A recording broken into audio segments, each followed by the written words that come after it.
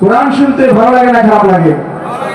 কোরআন এমন একটি মর্যাদাশীল কিতাব যে কিতাবে যখন তেলাওয়াত করা হয় কোনো বাদ্য ছাড়াই, হারমোনিয়াম ছাড়াই, এই কোরআনুল কারীম যারা তেলাওয়াত করে শুধু শুনতেই মন চায়, শুনতেই মন চায়। ঠিক কিনা বলেন? এমন একটি কিতাব আল্লাহ পাক আমাদেরকে দিয়েছেন। আমরা ধন্য, আমরা গর্বিত যে আল্লাহ পাক আমাদেরকে এমন একজন নবী দিয়েছেন, এমন একটি কিতাব দিয়েছেন। এই নবী আলাইহিস সালামকে যদি আমরা অন্তর দিয়ে ভালোবাসতে পারি, এই কোরআনকে যদি আমরা বুকে ধারণ করতে পারি, আমাদের আর থাকবে না কোনো চিন্তা, থাকবে না কোনো ভয়। ঠিক কিনা বলেন?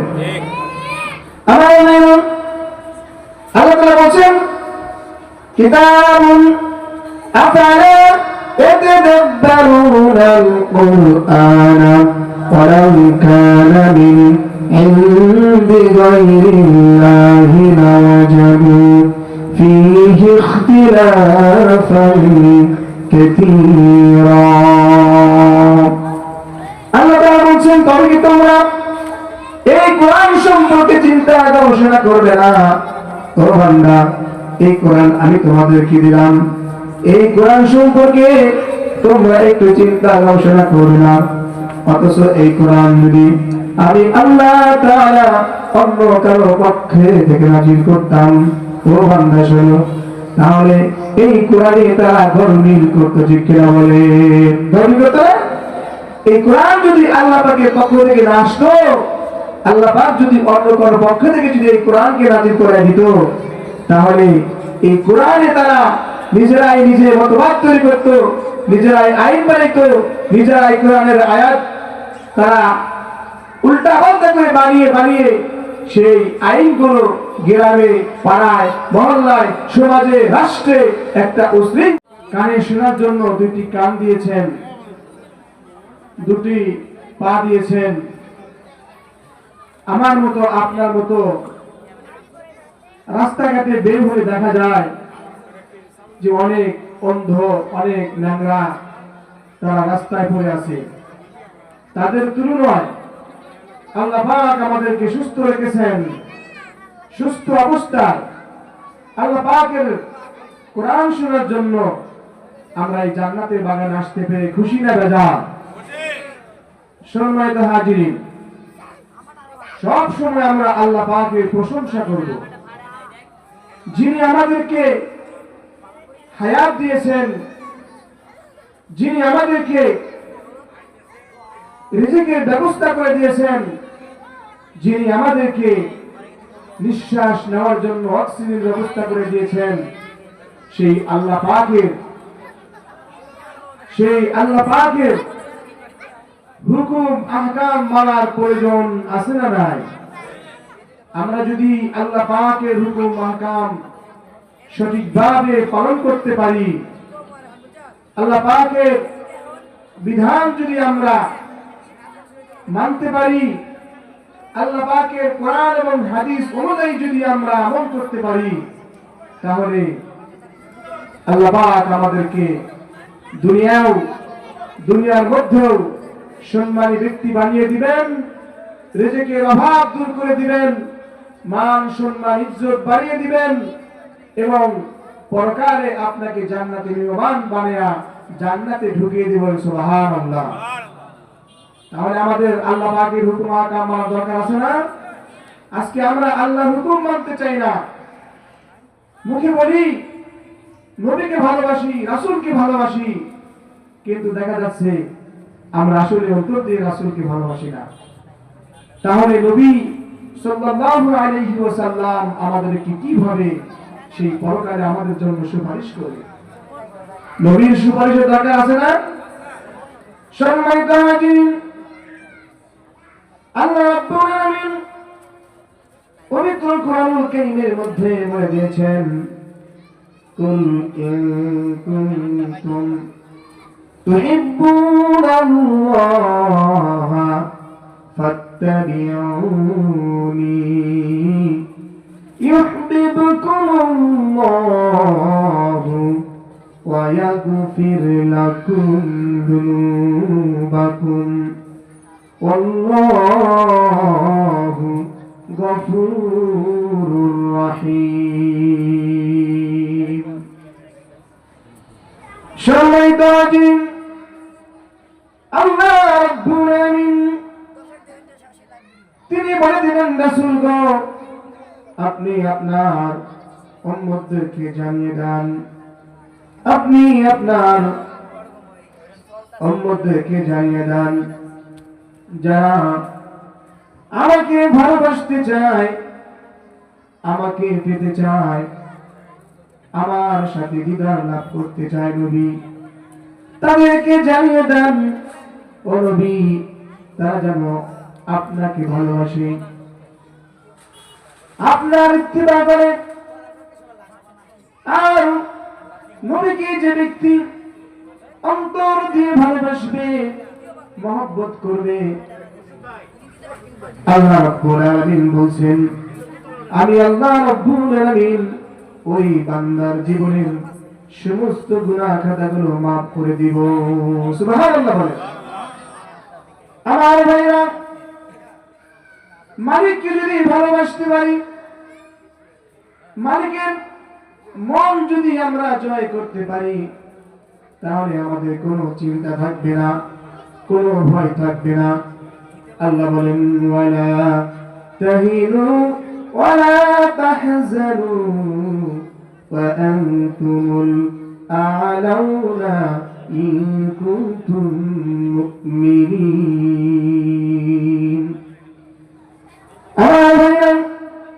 আল্লাহ রাব্বুল আলামিন বলছেন, তোমরা যদি সত্যিকারী মুমিন হতে পারো, সত্যিকারে আমার খাঁটি বান্দা হতে পারো, ও বান্দা, তোমাদের থাকবে না কোনো ভয়, থাকবে না কোনো চিন্তা। আমি আল্লাহ রাব্বুল আলামিন তোমাদেরকে, যদি সত্যিকারী মুমিন হতে পারো, আমি আল্লাহ পাক তোমাদের হয়ে যাব। বলেন সুবহানাল্লাহ। আল্লাহ পাক যদি আমাদের হয়ে যায়, আল্লাহ পাক যদি আমার আপন হয়ে যায়, তাহলে আমাদের কোনো চিন্তা আছে নাকি? চিন্তা আছে? কোনো চিন্তা থাকবে না, কোনো ভয় থাকবে না। এই জন্য আল্লাহ পাকের রাসূল সাল্লাল্লাহু আলাইহি ওয়াসাল্লামকে ভালোবাসতে হবে, নবীজি সাল্লাল্লাহু আলাইহি ওয়াসাল্লামের ইত্তেবা করতে হবে। আমরা যদি নবীজিকে ভালো না বাসি, তাহলে আমাদের ইহকাল যাবে, পরকালও যাবে, লাঞ্ছিত অপমানিত হয়ে দুনিয়ার জমিন থেকে বিদায় নিতে হবে। আমরা কি অপমান হয়ে বিদায় নিতে চাই? আমরা সম্মান নিয়ে যেতে চাই যে আমরা এমন একজন নবী পেয়েছি, এমন একজন আমরা রাহবার পেয়েছি, যে রাহবার আমার জন্য, আপনাদের জন্য হাসরের মাঠের দিন সিজদায় পড়ে কাঁদবে, ইয়া উম্মতি ইয়া উম্মতি বলে কাঁদবে। সেই নবীর জন্য আমাদের মহব্বত করতে হবে না ভাই? আমার ভাইরা, আল্লাহ রাব্বুল আলামিন বললেন, কিতাবুন আনজালনাহু ইলাইকা মুবারাকুন লিইউদাব্বারু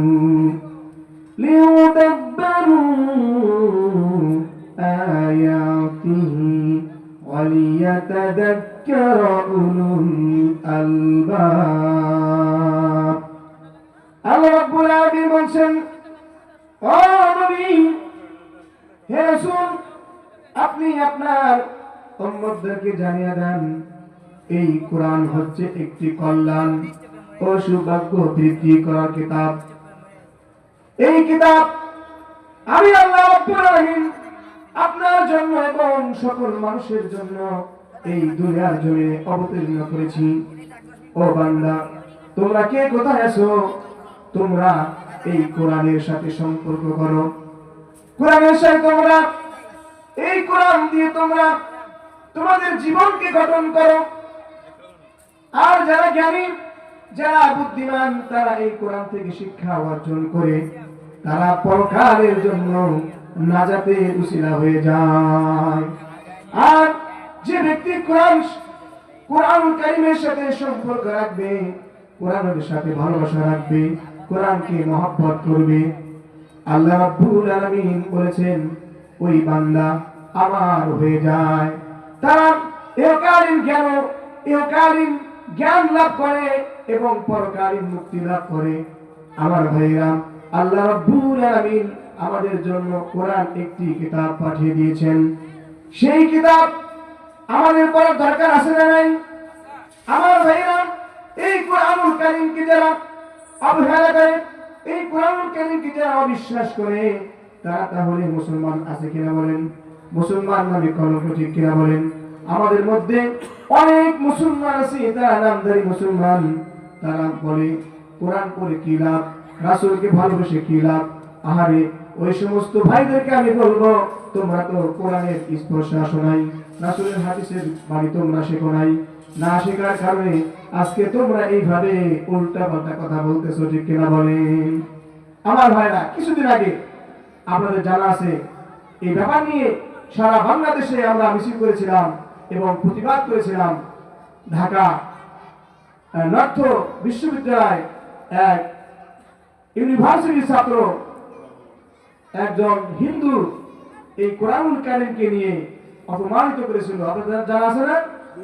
প্রত্যেকটা থানায়, প্রত্যেকটা গ্রামে, প্রত্যেকটা মহল্লায় এর প্রতিবাদী মিছিল হয়েছিল।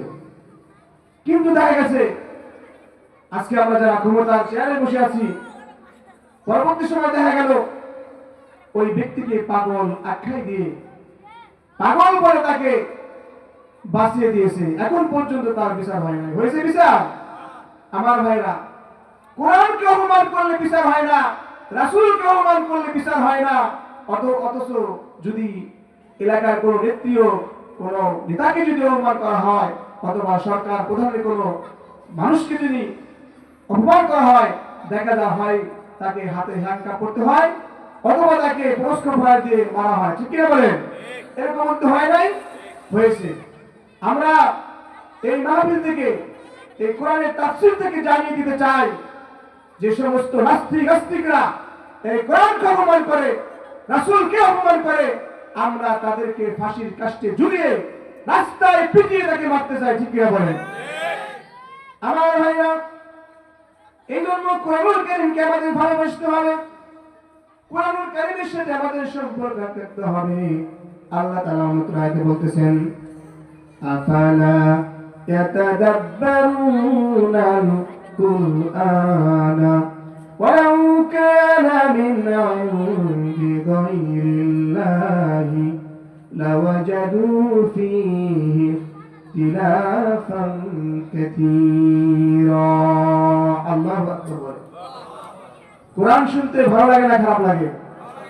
কোরআন এমন একটি মর্যাদাশীল কিতাব, যে কিতাবে যখন তেলাওয়াত করা হয় কোনো বাদ্য ছাড়াই, হারমোনিয়াম ছাড়াই, এই কোরআনুল কারীম যারা তেলাওয়াত করে শুধু শুনতেই মন চায়, শুনতেই মন চায়, ঠিক কিনা বলেন?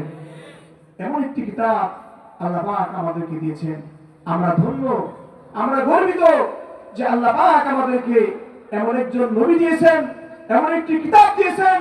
এই নবী আলাইহিস সালামকে যদি আমরা অন্তর দিয়ে ভালোবাসতে পারি, এই কোরআনকে যদি আমরা বুকে ধারণ করতে পারি, আমাদের আর থাকবে না কোনো চিন্তা, থাকবে না কোনো ভয়, ঠিক কিনা বলেন? আল্লাহ তাআলা বলেন, কিতাবুন আফালা ইয়াতাদাব্বারুনাল কুরআনা ওয়ালাউ কানা মিন ইনদি গায়রিল্লাহি লাওয়াজাদু ফীহি ইখতিলাফান কাসীরা। আল্লাহ তাআলা বলেন, তবে কি তোমরা এই কোরআন সম্পর্কে চিন্তা গবেষণা করবে না? ও বান্দা, এই কোরআন আমি তোমাদেরকে দিলাম, এই কোরআন সম্পর্কে তোমরা একটু চিন্তা গবেষণা করবে না। অথচ এই কোরআন যদি আমি আল্লাহ তাআলা অন্য কারো পক্ষে থেকে নাযিল করতাম, ও বান্দা শোনো, তাহলে এই কোরআনে তারা গরমিল করতো, ঠিক কিনা বলে? গরমিল করতো না? এই কোরআন যদি আল্লাহ পাকের পক্ষ থেকে না আসতো, আল্লাহ পাক যদি অন্য কারো পক্ষ থেকে যদি এই কোরআনকে নাযিল করে দিত, তাহলে এই কোরআনে তারা নিজেরাই নিজের মতবাদ তৈরি করত, নিজেরাই আইন বানাইত, নিজেরাই কোরআনের আয়াত তারা উল্টা পাল্টা করে বানিয়ে বানিয়ে সেই আইনগুলো গ্রামে, পাড়ায়, মহল্লায়, সমাজে, রাষ্ট্রে একটা উশৃঙ্খলা সৃষ্টি করে, ঠিক কিনা বলে? আমার ভাইরা, শুধু তাই নয়, এই কোরআনকে বুঝতে হবে, যারা জ্ঞানী, যারা কোরআনকে মানে যারা কোরআনের আইনকে বুকে ধারণ করে, ও আমার ভাইরা, তাহলে তারা কখনো পথভ্রষ্ট হতে পারে না। হতে পারে? কোরআন বোঝার দরকার আছে না আমাদের? আল্লাহ তাআলা বলছেন, লাকাদ আনজালনা ইলাইকুম কিতাবান ফীহি যিকরুকুম আফালা তাকিলুন। আল্লাহ রাব্বুল আলামিন বলছেন, হে মানব মণ্ডলী, আমি তোমাদের জন্য এমন একটি কিতাব দিয়েছি, এমন একটি কিতাব দিয়েছি যা প্রত্যেকের জন্য আমি আল্লাহ রাব্বুল আলামিন এই কিতাব তোমাদের জন্য নাযিল করেছি।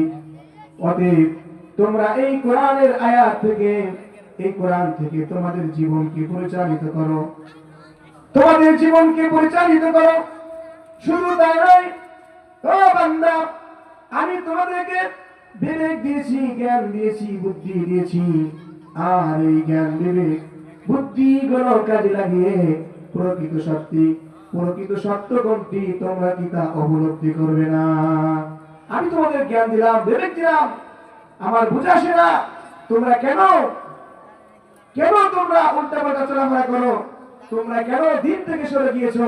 তোমাদের কি বিবেক দিলাম, বুদ্ধি দিলাম, জ্ঞান দিলাম, সেই বিবেক বুদ্ধিগুলোকে তোমরা কাজে লাগাবে না? তোমরা জাহান্নামের রাস্তা কোনটি, জান্নাতের রাস্তা কোনটি, সেই জ্ঞান, বিবেক, বুদ্ধিকে তোমরা কাজে লাগাও। কাজে লাগিয়ে তোমরা কোরআনকে ধারণ করো। আমার ভাইরা, এই কোরআনকে এক শ্রেণীর মানুষ ধ্বংস করে দিতে চায়, এক শ্রেণীর মানুষ কোরআনকে লাঞ্ছিত করতে চায়, কোরআনের আইনকে বাদ দিয়ে নিজেরা আইন তৈরি করে রাষ্ট্রের ক্ষমতায় বসতে চায়। এরকম লোক আছে না নাই? আমার ভাইরা, আল্লাহ তাআলা বলতেছেন, ইন্না নাহনু নাযালনা যিকরা ওয়া ইন্না লাহু লাহাফিজুন। আমার ভাইরা, আল্লাহ তাআলা বলছেন, নিশ্চয় আমি এই কোরআনুল কারীম অবতরণ করেছি, আর এই কোরআনের সংরক্ষণের দায়িত্ব আমি আল্লাহ তাআলা নিজেই নিয়েছি। বলেন সুবহানাল্লাহ। তোমরা যতই উড়িয়ে দিতে চাও, যতই তোমরা কোরআনের আইনকে তোমরা বাদ দিতে চাও, তোমরা কখনো পারবে না। যেরকম আবু লাহাব, উতবা, সাইবা, তারা কোরআনুল কারীমের বিরুদ্ধে, রাসূলের বিরুদ্ধে সবসময় তারা লেগেছিল। আজকে তাদের লাঞ্ছিত, তাদের আজকে অপমানিত হয়ে তারা কবরে শহীদ হয়েছে। ঠিক কিনা বলেন? আর যারা কোরআনকে ভালোবেসেছে, কোরআনকে মহব্বত করেছে, তারা আজকে সম্মানিত, তারা উজ্জ্বল নক্ষত্র হয়ে এই পৃথিবীতে থাকছে এবং পরকালেও কি হয়েছে? সম্মানিত হয়েছে। ঠিক কিনা বলেন? আমার ভাইরা, তাহলে আমরা কোরআন শিখবো তো ইনশাআল্লাহ। কোরআনকে ভালোবাসবো তো, কোরআনকে ভালোবাসেন, রাসূলের ইত্তেবা করে আমরা দুনিয়ার জমিনে সম্মানিত হতে চাই এবং পরকালে আমরা জান্নাতি মেহমান হয়ে এই দুনিয়ার জমিন থেকে বিদায় হতে চাই। ঠিক কিনা বলেন? সম্মানিত হাজির, আজকে এখানে বসার জন্য যিনি আমাকে সুযোগ করে দিয়েছেন, আমার ভাইরা, না বললেই চলে না। আপনারা জানেন, বর্তমান সমাজে অধিকাংশ মসজিদ, যারা মসজিদের দায়িত্ব পালন করেন, আমার জীবনে আমি প্রায় শরীফপুর কেন্দ্রীয় মসজিদে প্রায় 12টি বছর সেখানে আমি সারি ইমামের দায়িত্ব পালন করতেছি এবং আজান দিয়ে যাচ্ছি। আমরা এমন একজন ইমাম পেয়েছি, গর্বে বুক ফেটে যায়। প্রত্যেকটা মসজিদের ইমামের এরকম উদারতা মন থাকার দরকার আছে না ভাই? আমরা বেশিরভাগ দেখি কিছু মসজিদের ইমাম সাহেবরা মসজিদদেরকে একটু বাঁকা নজরে দেখায়। আছে না এরকম? আছে। আপনারা হয়তো মাইন্ড করবেন না ভাই, আমার জীবনে দেখা, আমার জীবনে এই মসজিদে আজকে 12টি বছর আমার সামনে 4টি ইমাম চলে গেছে। এমন ইমাম আছে, মুয়াজ্জিনের বিরুদ্ধে কথা বলে ইমাম সাহেব এই কুমির কাছে ভালো হয়ে যায়। তারা কি করে? ওই মুয়াজ্জিন সাহেব হয়তো তাকে একটু লাঞ্ছনা, একটু কষ্টদায়ক কথা বলে।